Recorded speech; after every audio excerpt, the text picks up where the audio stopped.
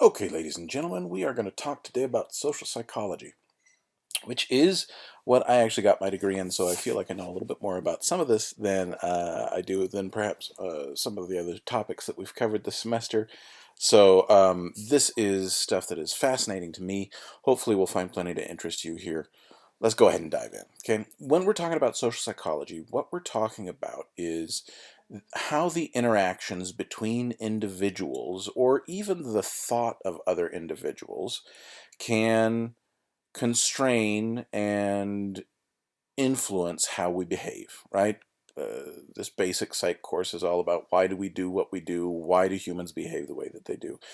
And other people are a big part of that, right? You think about it for yourself.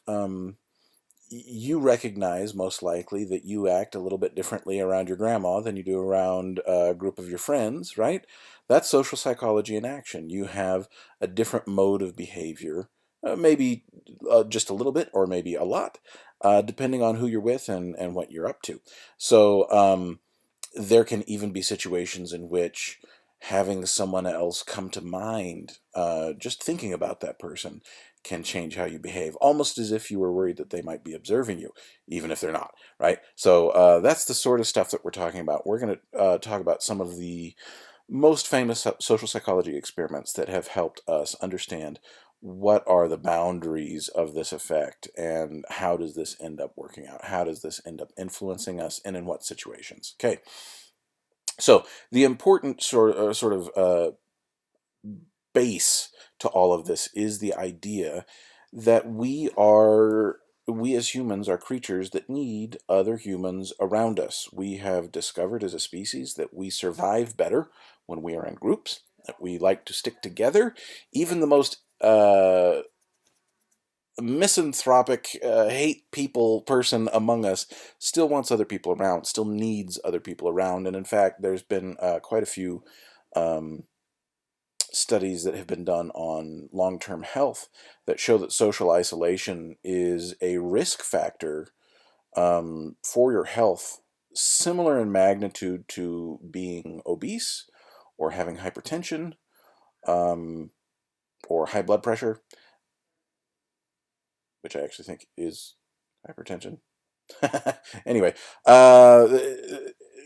this is something that is bad for us. Being alone is bad for us. And even though, if you're like me, sometimes you're like, all I want is a quiet room by myself right now.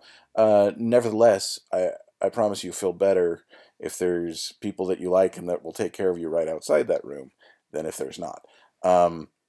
So this is something that affects all of us. And in order to preserve our social bonds, we have learned to really pay attention to the people around us, really sort of um, hone in on the social cues that we're getting from the individuals that are around us that we care about to make sure that they accept us and that they like us and that we're doing okay as far as that goes. Because when we're not doing okay, that means that we don't have people that will have our back if we get sick or if there's a dangerous situation. And we as humans, sort of deeply embedded in our DNA, want that, need that, and so seek it all of the time. And that's why the presence of others, the thought of others, can influence our behavior because we want to please them. We want to.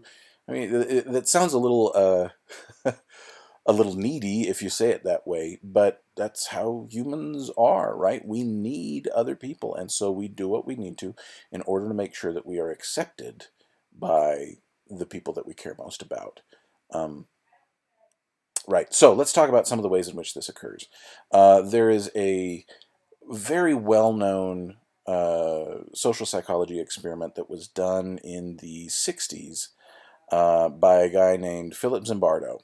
It's called the Stanford Prison Experiment. You may have heard of it. It's fairly well publicized. What happened is he used the basement of one of the buildings there at Stanford back in the 60s, was able to sort of clear it all out and turn it into a mock prison. And so he set up an experiment that was supposed to last for 14 days, in which participants, all of whom were college age Stanford college males, um, were brought in and assigned to either the role of guard or the role of prisoner. And then they were expected to stay in this basement in the prison for 2 weeks, right? 14 days is how long it was supposed to last. The experiment actually got shut down after 6 days because the young men, all of whom were middle to upper class white boys at Stanford, began to act out the social roles that they had been assigned in ways that were dangerous.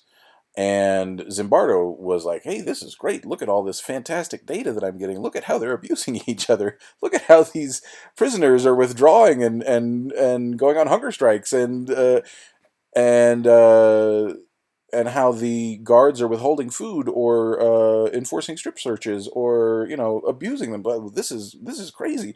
They're really taking on these social roles, even though most of these guys, probably none of them, have been in prison before.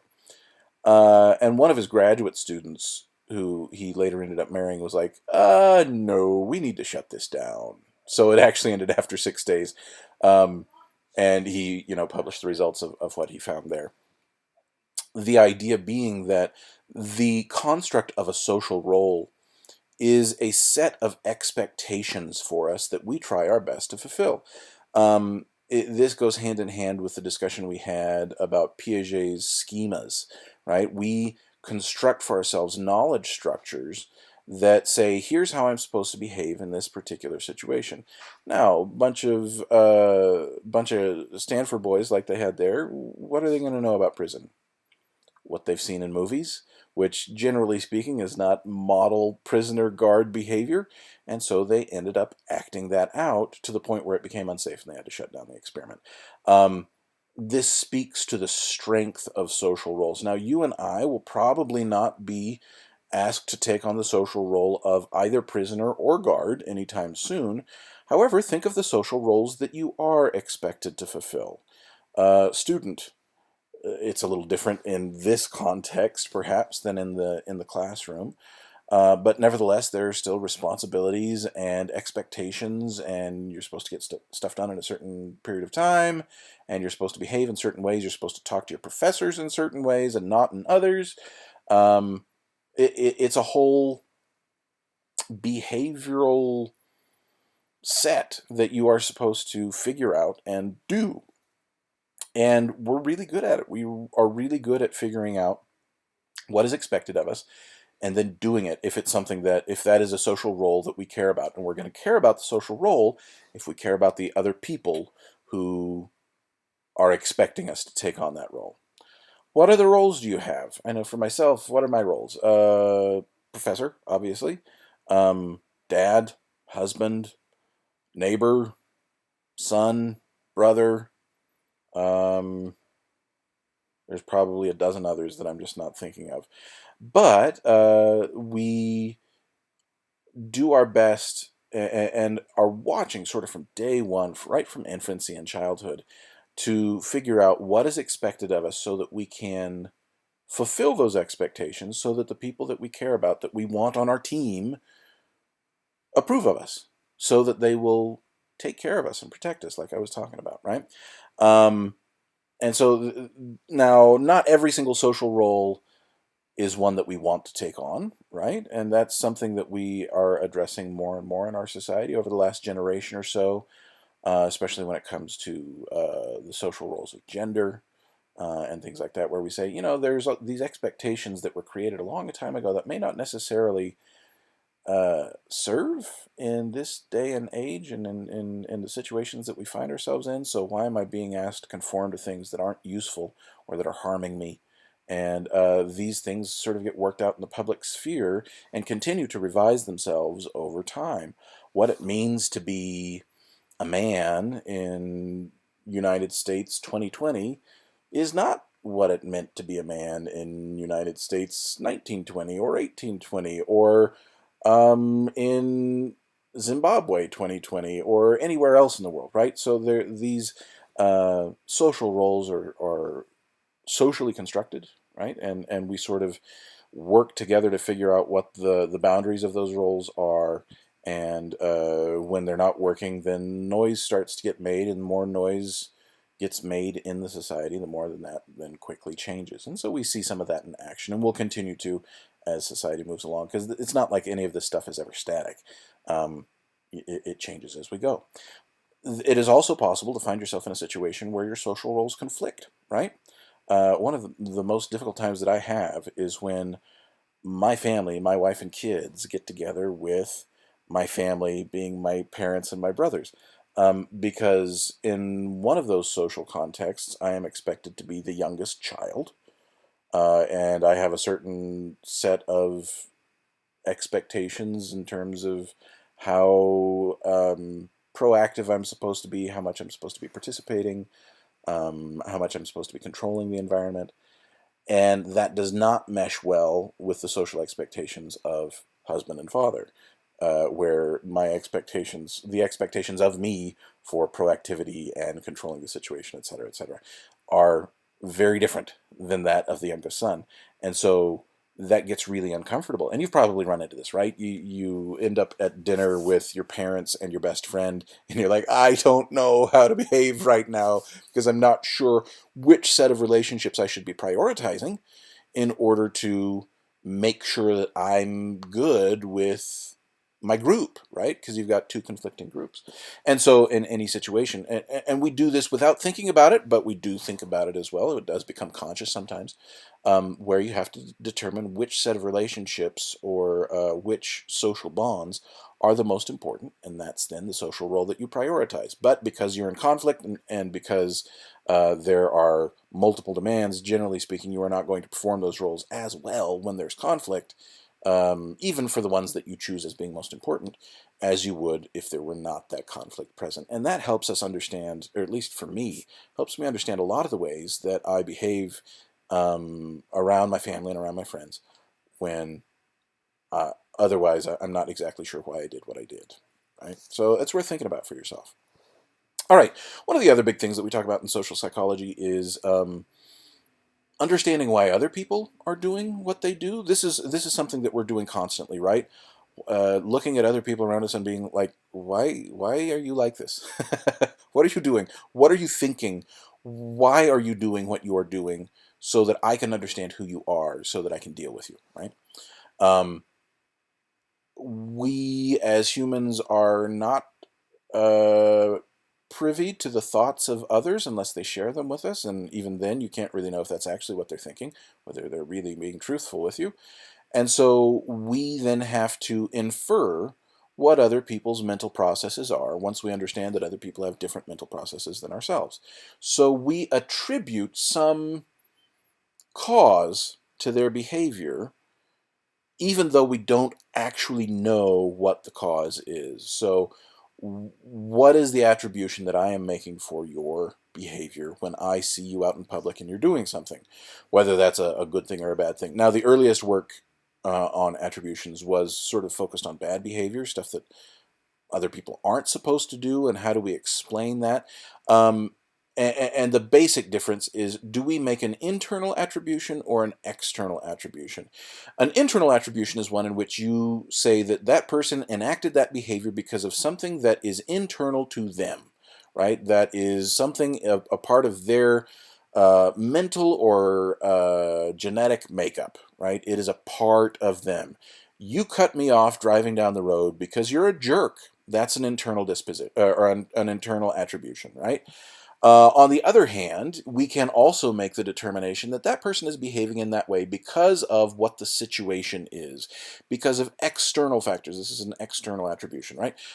So you cut me off on the freeway because you're probably in a hurry and you're late for work, right?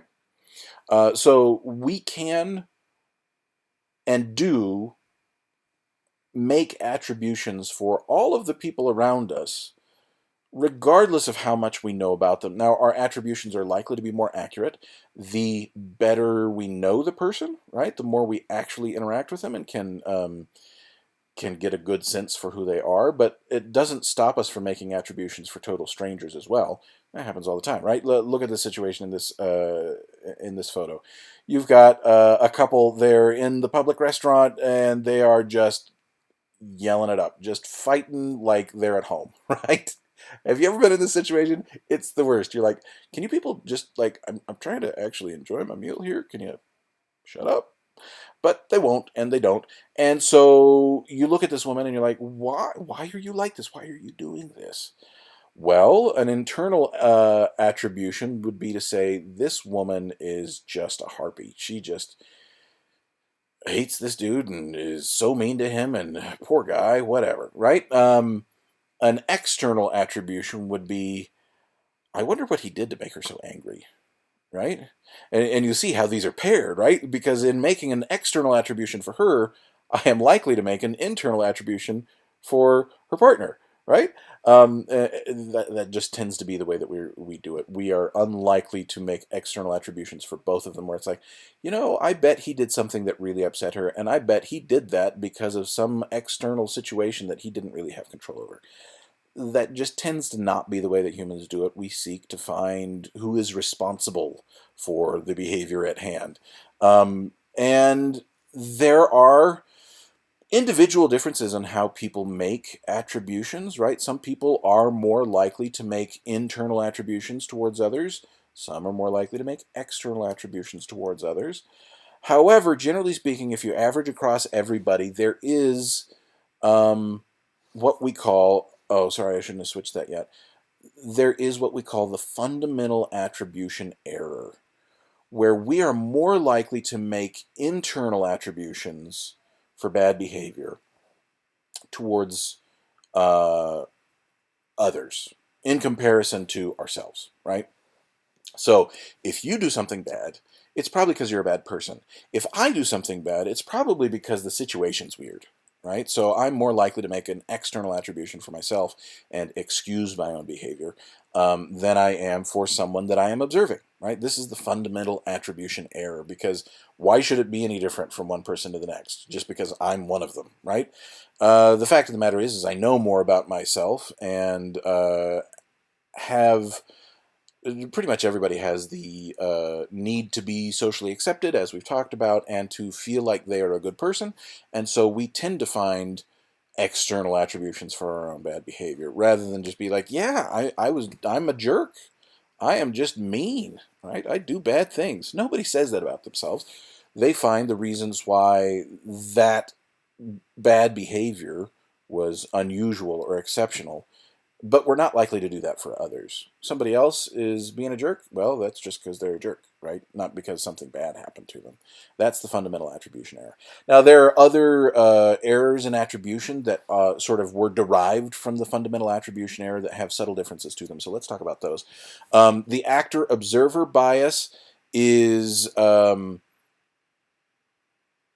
very much in line with the fundamental attribution error, which is if you are the actor, you are likely to, the person who is enacting the bad behavior, um, then you are more likely to make external attributions.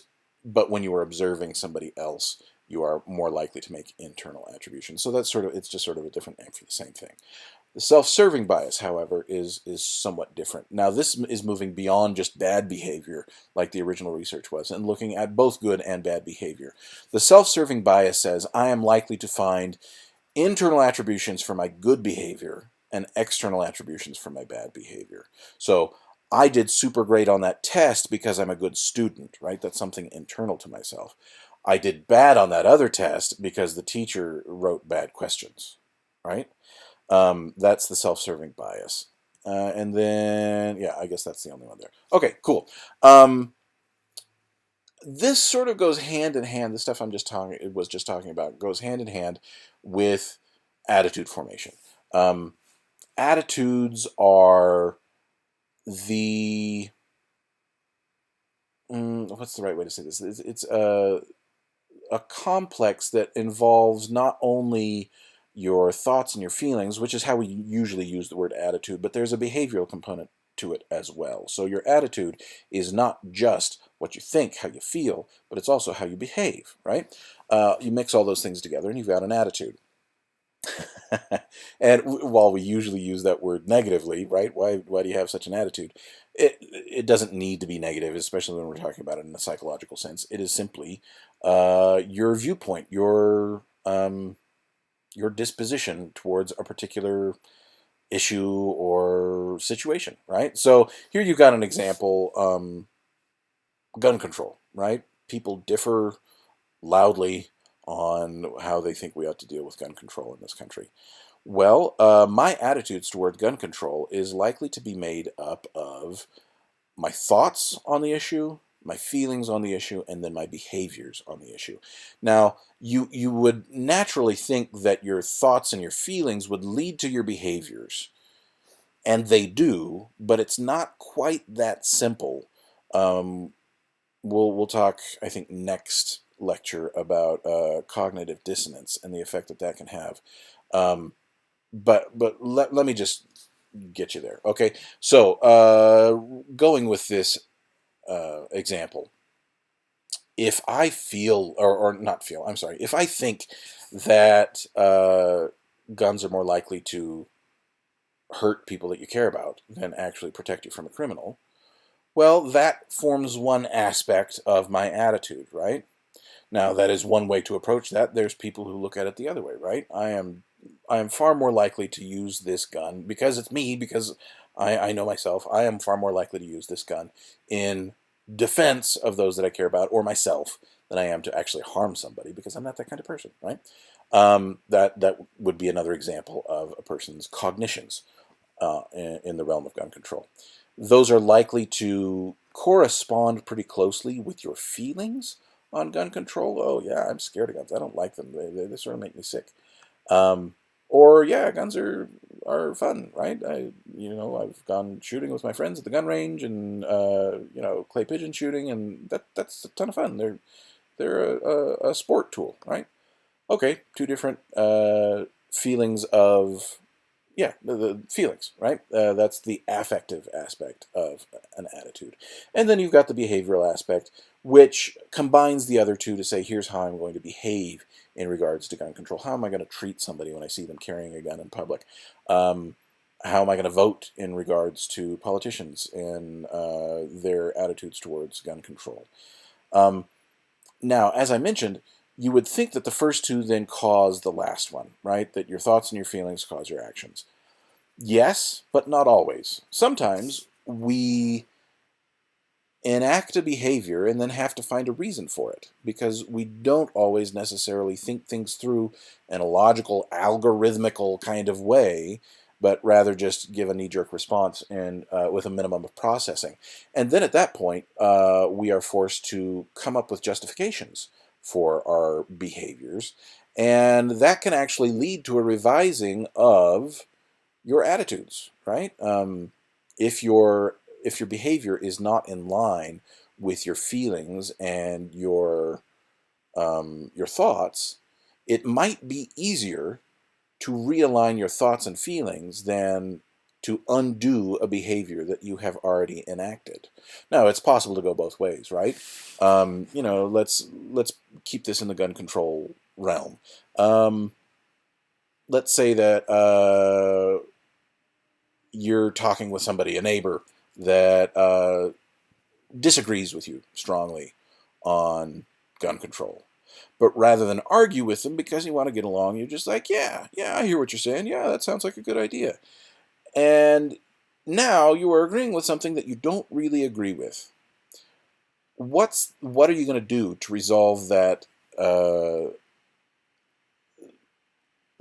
disagreement? This is I'm getting ahead of myself here. I'm talking about cognitive dissonance, but it very much applies to attitudes, right?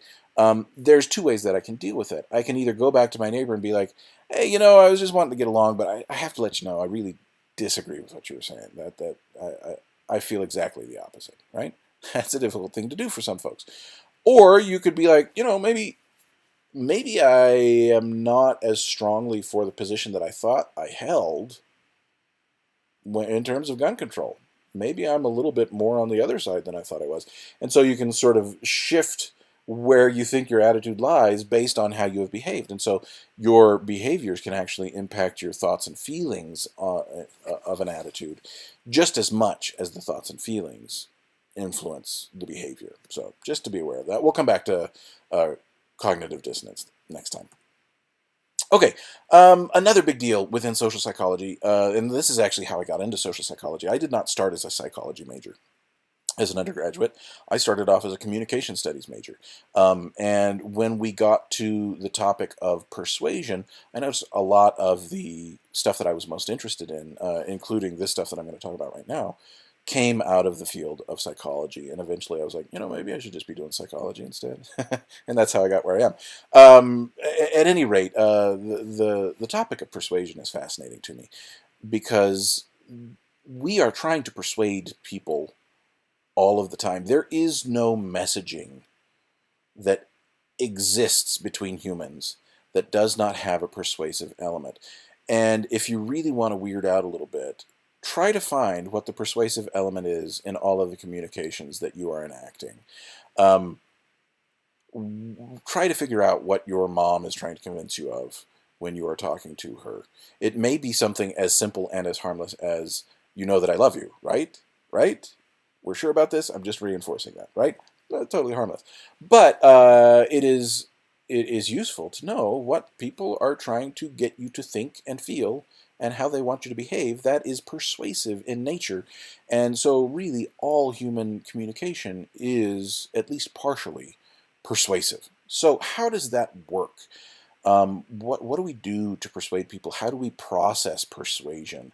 Because we have persuasive messages thrown at us every few minutes, if not more frequently. The number, I forget even the number, but it's several hundred persuasive messages per day in our society that we are exposed to. People trying to get you to think or act um, or feel a particular way, right? That's a lot of stuff to process, and we don't do a great job of processing it all. We ignore a lot of it. But what determines what we ignore and what we pay attention to in terms of the persuasion? There is a model called the elaboration likelihood model of persuasion that breaks it down into why do we pay attention to some arguments and not to others. Well, it boils down to these factors. How motivated are you by the topic? Is it something that you care about? Right? If somebody comes at me talking about Star Trek, I am going to engage with that conversation because it's something that I care about. It's something that I like, right? It's something that I know a lot about. Nerd, yes, I know. But I'm going to engage with that.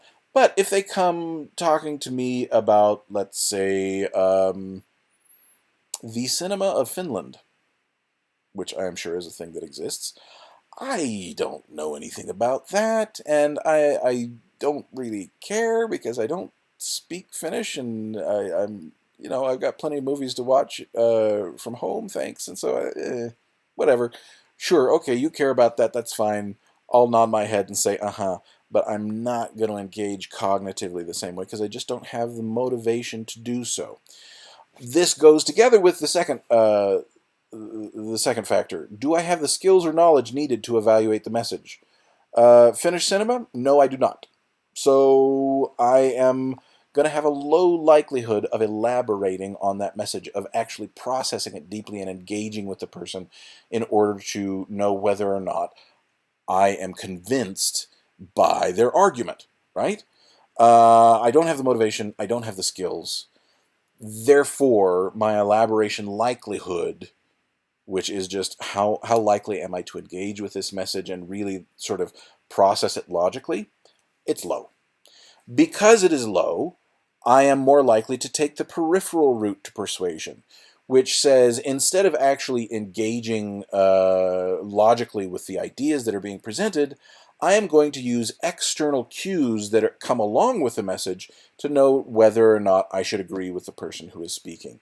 And those external cues tend to be the attractiveness of the speaker, their perceived level of expertise, and my desire to affiliate with them, which tends to be made up of the other two, right? So if somebody who is really attractive and is, let's say, Finnish and knows what they're talking about. Let's say they're a Finnish film critic. That is, they've got expertise in the field, right? Um, and there's somebody that I am likely to spend a lot of time around in the near future. I'm just going to agree with them because they've got the markers of trustworthiness and expertise. That means they probably know what they're talking about. I don't care about the issue, so sure, yeah, I'll go along with you. And so I am likely to change my behavior to agree with that individual. Now, the thing about the peripheral route to persuasion is it's easier to persuade people, but it tends to not last very long. If that person goes away, my attitudes towards Finnish cinema are likely to drift back towards neutral and away from whatever they were trying to persuade me toward. Let's say they're trying to persuade me that Finnish cinema is the best cinema in the world. If they're there talking to me, I'll be like, yeah, sure, that sounds, yeah, cool. Yeah, let's do it. Finnish cinema, rah. But if they then go away and I'm talking to my other friends who, couldn't care less about Finnish cinema, and I'd be unlikely to then stick up for Finnish cinema because it's not a lasting attitude change. I used the peripheral route of persuasion. I wasn't really paying attention to the argument. It was just the person that I was paying attention to. And so that attitude change is likely to be uh, ephemeral, not going to last long. On the other hand, if it's something that I care about and I actually have the skills necessary to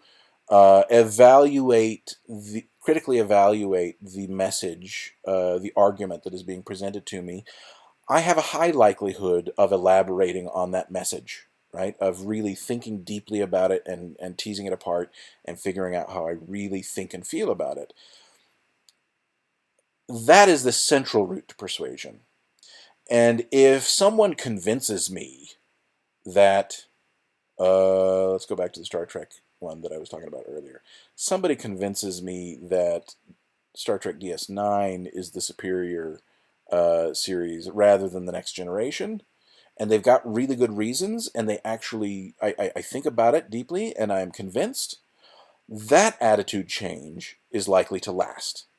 So that's the advantage of the central route to persuasion, is you can actually change people's minds in the long run. But you've got to get them to engage with the message, right? It's got to be something that they care about, and you've got to present it in such a way that they can actually understand the argument and engage with it and know whether or not they want to change their minds, right? So that's sort of the classic model of persuasion that has ruled the roost for the last 40 years or so in communication studies. There are others as well. We won't get into them too deeply. Okay, here's cognitive dissonance. Like I was talking about this earlier. Okay. Cognitive dissonance is the idea that when your actions do not match your attitude, you feel anxiety, right? You feel disturbed. So here's this woman who, based on how she's dressed, probably cares about fitness and is maybe working out, but she is also smoking. So you are enacting one behavior intended to improve the quality of your life and extend it, and another that is necessarily going to harm and shorten it. Those two things do not agree. So what do you do about that? There's actually a super interesting study that was done really early on. Roy Festinger did this one. He was one of the classic researchers in social psychology, where he brought people into his lab and had them do this super, super boring task. It was like a pegboard full of dowel rods that fit into the pegs, and you were supposed to turn each dowel a quarter of a turn, and it was like an 8 by 12 board, right? So you're sitting there turning pegs a quarter of a turn for like 30 minutes. Unpleasant, right? This is boring. Why am I doing this? Well, half of the participants he paid $1. The other half he paid $20. And then all of the participants, after they were done and after they'd been paid, were approached by the researcher and told, hey, I've got somebody else that is supposed to come in and do this right now, but they kind of want to leave. They're sort of making a stink. Could you go and talk to them and just tell them that it wasn't too bad to do, that this was sort of fun? And because participants in research tend to want to try to give the researcher what they are asking for because they're being paid for it, everybody went and did it, right? So this person who has just done an unpleasant task goes and sits down next to someone who is not a real participant, by the way. They are a Confederate. They are in on it. And says to the person, yeah, you should just go in and do it. It's not bad. I sort of had fun. Yeah, it was good. Right? And then the researcher says, okay, thank you. And it's time to go. And before you go, would you please just fill out like this 3-question questionnaire? And one of the questions on that questionnaire is, how much did you enjoy the task? And it was a super interesting finding in that the people who were paid $20 did not like the task at all. The people who were paid $1 kind of liked it. Now that doesn't make sense, right? You did something unpleasant, then were forced to go tell somebody else that you liked it, and you only got paid $1. Why are you saying that you like this task more than the people who got paid $20 for it? Well, it's a question of internal versus external attributions and of cognitive dissonance, right? You've got people who are engaging in cognitive dissonance. They are doing something that they are supposed to dislike, and everybody does dislike it, but then they are asked to tell someone else that it's fun. This creates cognitive dissonance. Why did I say that I liked that thing when really I didn't like it? So people, as they are then asked how much they enjoyed this task, are forced to look inside and say, why did I do that? That's not really how I felt. The people who were paid $20 were able to say to themselves, I did that super stupid task and told somebody a lie because I got paid $20 for it. I'm going to Taco Bell and I'm no longer bothered. Right? They got paid for it. But then the people paid $1 said, hang on, I did something unpleasant. I told somebody it was fun. I barely got paid peanuts for it. Why did I do that? Maybe I didn't dislike that task as much as I thought. It's the only way they can reduce their cognitive dissonance and get rid of that anxiety that Festinger talked about that says that he says occurs when people act in one way and believe another. You can't really undo your behavior. It socially speaking, it costs a lot to go back and say, you know that thing I said to you? Yeah, that was a total lie. Whether you're in a research situation or not, nobody likes doing that. And so undoing your behavior is costly. To go back to get your behavior to agree with your attitude, frequently it is easier to change your attitude to match your action, right? And so the person who did something they didn't like, said that they liked it, ends up liking the thing more because they can't really go back and unlike what they said they liked before, because that's just too socially expensive, right? It's embarrassing. Nobody wants to do it. And so this helps us understand why people sometimes change the way that they think about things, even though there doesn't seem to be any reason to do so. It's probably because their behavior isn't quite matching up with their attitude. And we come up with elaborate ways to reduce our own cognitive dissonance in everyday life. This woman who is smoking, if she were confronted about it, would likely say something like, oh, well, my grandma smoked until she was 104, and she was healthy as a horse till the day she died.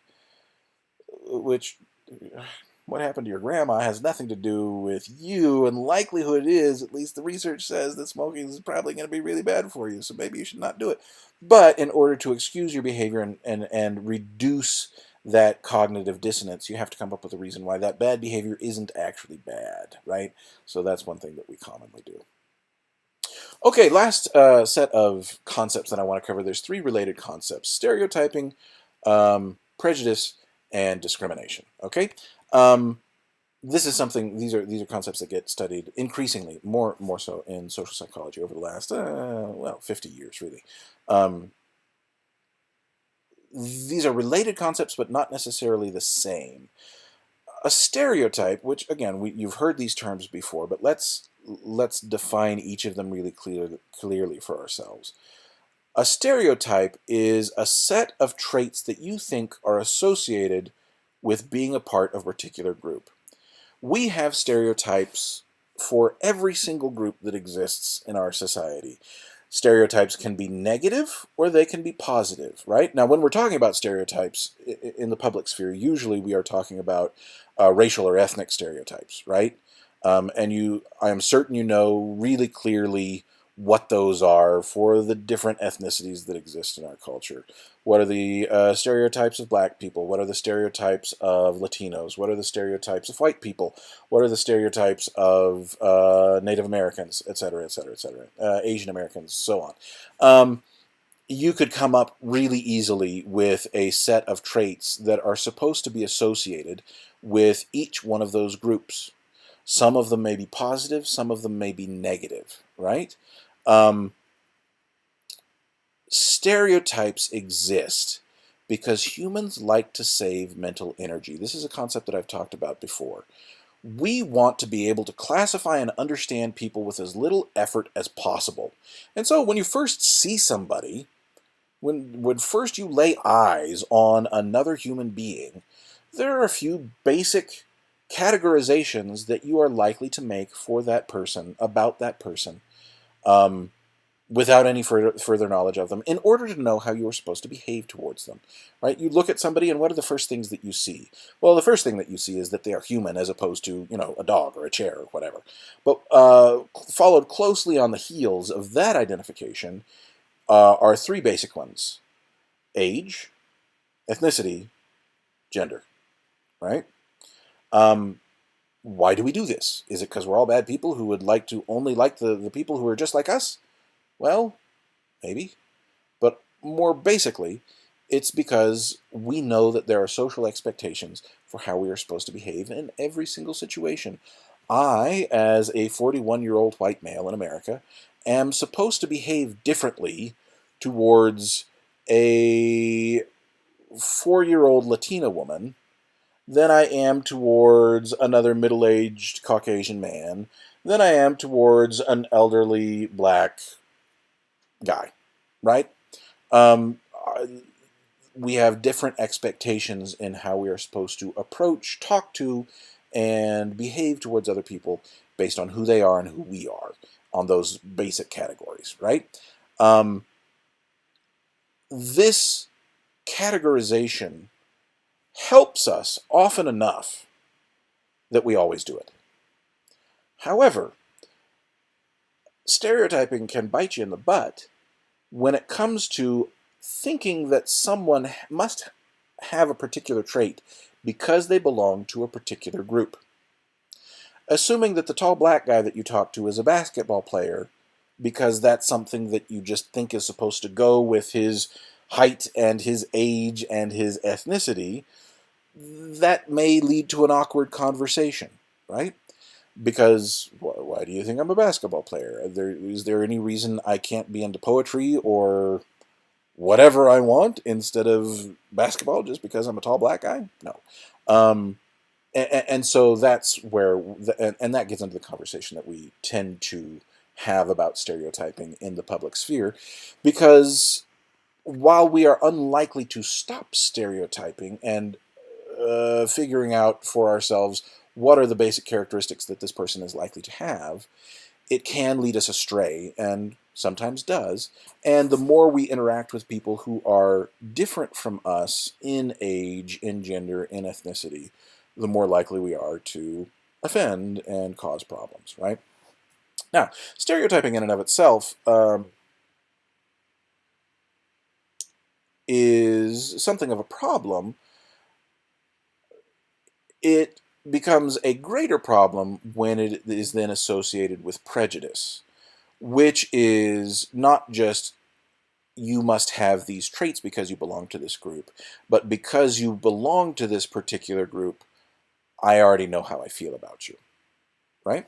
So there's some research that was done in regards to prejudice that was pretty telling, very interesting, and disturbing, to be really honest, where you had participants, both black and white participants, um, read a story about a crime that was committed. And it was someone that was killed, right? And the story that people read varied on both the ethnicity of the victim and the ethnicity of the no, I'm sorry, it was the ethnicity of the victim, and then there was a picture of the perpetrator, right? And you've got these two pictures that were attached to one or the other of the stories. One of these men has more stereotypically African features, one less so. And what at the end of the story, the participants were asked to um, decide whether or not the perpetrator deserved the death sentence. And you can see the differences that showed up, and this is where it gets to be problematic. If the victim was black, there was no difference in the recommendation for the death sentence. It hovered right around 50% for both black and white participants. However, when the victim was white, the man who looked more stereotypically African received the death sentence more frequently than the less stereotypically African-looking male. Now, recognize this is not just white participants, this is black participants as well. Now, it's one thing for this to occur when, it's people in a lab answering these questions. Do we have any good reason to presume that the decisions that get made in the courtroom are less prejudiced, less biased than that? Unfortunately, no. When you look at the data in the United States and break it down, we don't necessarily have the pictures attached of perpetrators, right? So it wouldn't be an exact replication of this. But when you look at the outcomes for court cases, including death penalty cases, minority individuals are much, much more likely to be convicted of capital crimes and given the death penalty than white ones. So stereotyping in and of itself, yeah, okay, that can be uncomfortable, that can be problematic, that can offend. That's a certain level of problem. Talking about differing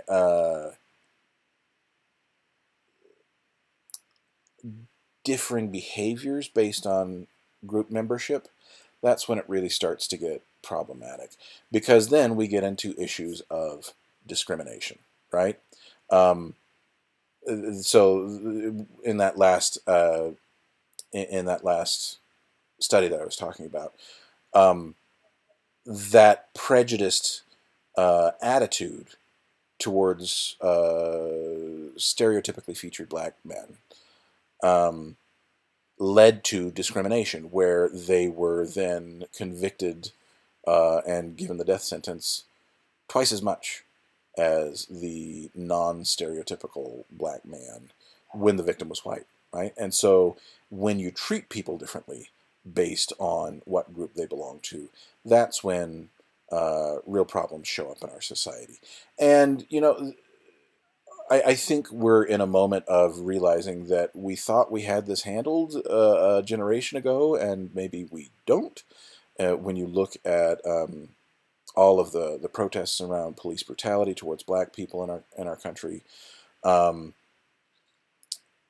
in a less of the moment example, there was some investigative journalism that was done 5 years ago, maybe 8 years ago, in which the reporters went to different landlords, different apartment buildings in New York City. Now, New York City is, of any place here in the United States, a melting pot, right? Where you've got lots of folks of lots of different ethnicities. And presumably, because you've got more diversity, people have an easier time dealing with that diversity and getting along, right? Well, not so much, at least in some cases, because what happened is when the white reporters went out and asked for the availability and prices for apartment buildings in New York City, they were quoted one price and one set of availability. And when black reporters, just posing as people looking for apartments, of course, went to those same places and asked for the availability and prices, they were quoted higher prices and much less availability. right? So, and it'd be the same day, right? You get a white guy showing up to the apartment, talking to the super and saying, hey, I'm looking for a place to live. Is there anything here? Yeah, let me show you around. Rent's $2,500. We've got 8 units open. Black guy shows up later the same day and says, hey, looking for an apartment. What you got? We don't have any openings right now. Or, yeah, we've got 2 spots, but they're $3,500 apiece, right? I mean, this is recent. This is not an issue that has just disappeared in our society because of the Civil Rights Act of 1968 or anything since then. This is something that we're still struggling with and trying to confront. Uh, because, at least based on the American ideals that I was raised with, we should not be treating people differently based on the color of their skin or what their religion is or whether they're a man or a woman, but rather on the merits of that person themselves. And that apparently is really hard to do for humans. And so it's something that we really have to work at and continue to work at, even though it's uncomfortable to talk about sometimes, right? Now, fortunately, it turns out that you're not just stuck being a racist for all of your life. And I don't wish to accuse anybody of that, of course. But in the research that has been done into integrating groups of different ethnic backgrounds, there are scenarios under which people show real reductions in the amount of prejudice and stereotyping that they're engaging in. And that tends to be, at least in research situations, when you've got people working together from different backgrounds in a situation where everybody is responsible for one piece of the project and there is no one leader, that group tends to come out of that scenario really feeling positively about everybody in the group, regardless of whether they match them on race or age or gender, right? When there are power differentials, when someone's chosen as a leader, that actually tends to cause problems, right? Whether the leader is of the majority group, then there tends to be resentment from folks who are of minority groups within that group, and the leader themselves then tends to give lower scores, likability scores to non-matching group members. But when there is no leader but everybody has a responsibility, that then tends to reduce prejudice and discrimination within that group. So honestly, working together with folks who aren't like you is what works best. And it's not just, hey, I've got a black friend, but hey, I've got people that I work with day in and day out who are not like me, who are in whatever way different from me, whether you're talking about somebody who's gender non-binary or trans um, or from another country or of a different social economic background than you. Working together with those folks and finding them to be useful members of the group tends to do the best to reduce levels of prejudice and discrimination. All right. So I will leave that there on that positive note, and we will pick up social psychology again in our next lecture and finish it up. Okay. Thanks, everybody. Have a good one.